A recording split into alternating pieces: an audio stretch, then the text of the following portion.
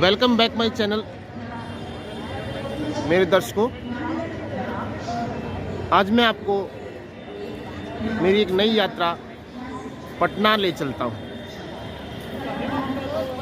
आशा है आपको मेरी नई नई जानकारियाँ, नई नई जगह के बारे में रोचक कहानियाँ आपको पसंद आ रही होंगी और आपको अच्छा लगेगा। तो दोस्तों, नई सुबह, मेरी नई यात्रा पटना शहर की। ये पटना जंक्शन है जो 1861 में इसकी शुरुआत हुई थी। लिखा हुआ है वेलकम टू पटना जंक्शन।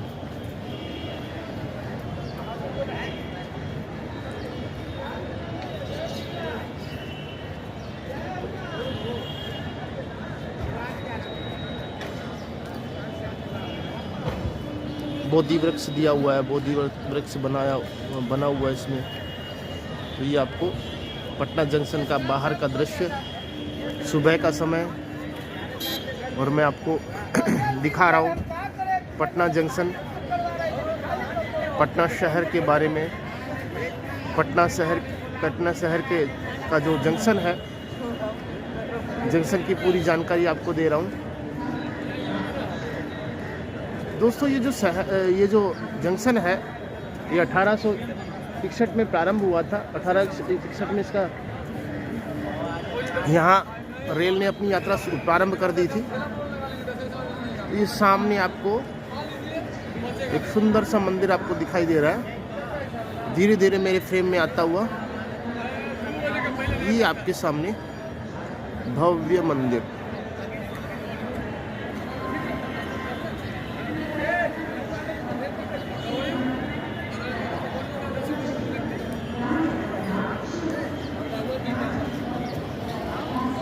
ये बाहर का भी विहंगम दृश्य पटना जंक्शन का।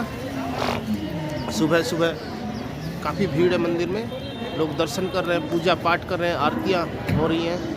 और ये अनाउंसमेंट जो हो रहा है वो पटना जंक्शन पे हो रहा है। जहाँ तक कैमरे की नज़र जाती है, ये आपके सामने पटना जंक्शन का सुंदर दृश्य। ये आपके सामने रेल का पुराना इतिहास, रेल अपने पुराने प्राचीन स्वरूप में। ये आपको कोयले के इंजन से चलने वाला, कोयले से चलने वाला इंजन, उसकी टेक्नोलॉजी आप देख रहे हैं। अंग्रेज़ों के समय की इसकी बनावट है। कोयले से चलता था, कोयला जल करके पानी के द्वारा भाप बनता था और भाप की ताकत से ये इंजन चलता था। आवाज़ में थोड़ा सा आपको वो लग रहा होगा, आवाज़ मेरी थोड़ी सी तबीयत खराब होने के कारण आवाज़ में थोड़ी घरघराहट आ रही होगी। ये आपके सामने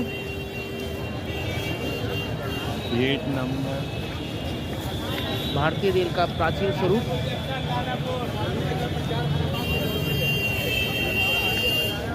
जहाँ तक मेरे समझ में आ रहा है, ये प्राचीन स्वरूप आपको मैं आपको दिखा रहा हूँ।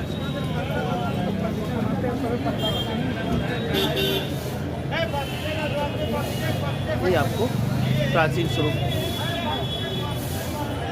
भारतीय रेल का।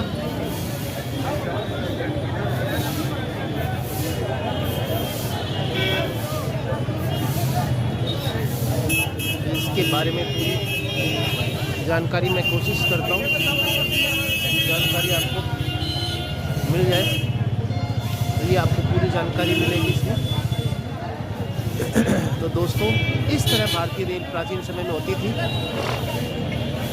गौरवशाली विरासत। मीटर गेज का यह इंजन लेने समय तक अपनी सेवाएं दे रहा था। गांधी जी स्वदेशी के पक्षधर थे। यह इंजन भी पूर्णतः स्वदेशी है। साथ ही इसे गुजरात से लाया गया था, इसलिए इसका नाम बड़े सम्मान से साबरमती का संत दिया गया। वैसे पहले ही इसका नाम YP 2805 साबरमती दिया गया था। इसका निर्माण 1968 में टेल्को जमशेदपुर में किया गया है।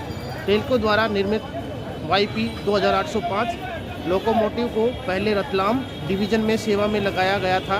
इसके बाद यह राजकोट डिवीज़न में भेज दिया गया।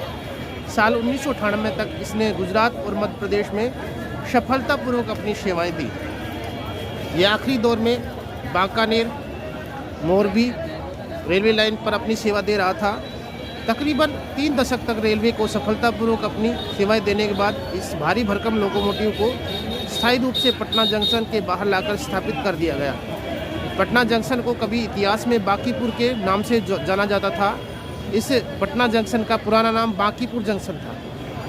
अब भारत के सबसे व्यस्तम रेलवे स्टेशनों में से एक है। इसकी विशालकाय संरचना से इसके गौरव में इतिहास का अनुमान सहज ही लगाया जा सकता है।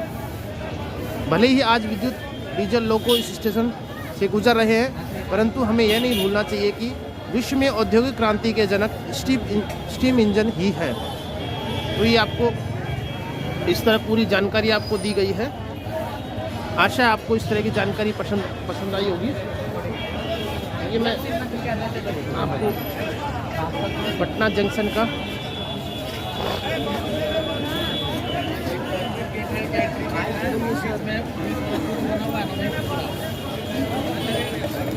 पुलिस का एक नहीं बना हुआ है।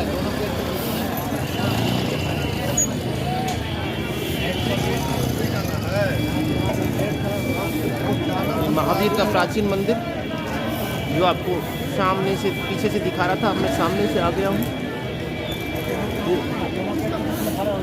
ये पटना जंक्शन का विहंगम दृश्य, साथ में ये चौराहा बिल्कुल सामने दिखाई देता हुआ।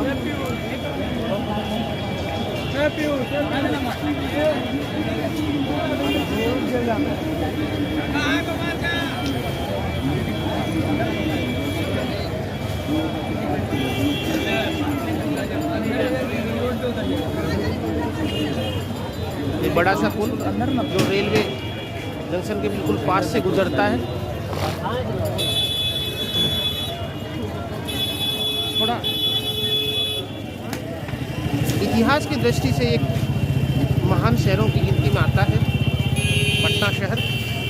ये सामने आपको महात्मा बुद्ध की विशालकाय मूर्ति लगी हुई दिखाई दे रही होगी।